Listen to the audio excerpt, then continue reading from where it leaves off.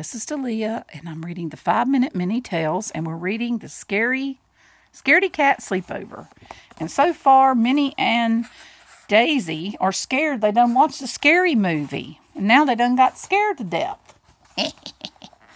When the movie was over, the friends got ready for bed. Minnie tried not to jump every time she heard a strange sound. Daisy tried to ignore the creepy shadows on the wall. Soon they climbed into bed and wished each other sweet dreams. But an hour later, they were still awake. "That movie scared me," Minnie finally admitted. "Somehow, an invisible monster is even worse than one you can see. Just imagining what it looked like gave me goosebumps." "I got goosebumps too," replied Daisy. She tried to cheer up her friend by making a joke, especially when the girl wore the ugly sweater with mustard yellow sparkles. "I've never seen anything so frightening." Minnie suggested they drink some warm milk to make themselves sleepy. After 2 big mugs full, they were back in bed and still awake. "It's not working," Daisy groaned. What should we do now?" "How about counting sheep?" Minnie replied. She closed her eyes and began picturing a meadow full of them.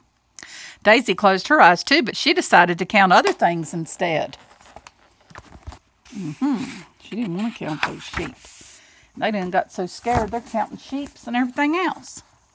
Finally, the girls started to drift off, and suddenly they heard a loud scratch. "What was that?" Daisy cried. "I don't know," Minnie said, huddling under her blanket. "Maybe it's just a branch scraping against the window." "Yes, that must be it," replied Daisy, but she wasn't convinced. A few minutes later, they heard more scratching and then a loud screech. "Ah!" yelled the girls. "What if it's the invisible monster with the 10-foot claws?" asked Daisy. Minnie took a deep breath. "Let's try to stay calm," she said. "I'm sure whatever is making those noises is perfectly harmless, and there's only one way to find out." "What's that?" asked Daisy.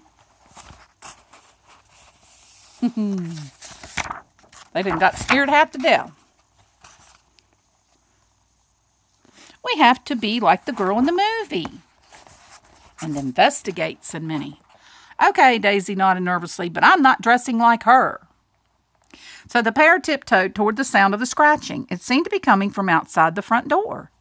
"Let's peek out the window," suggested Daisy. "Maybe we can see something." Minnie pulled aside the curtain and let out a loud gasp. "What is it?" asked Daisy.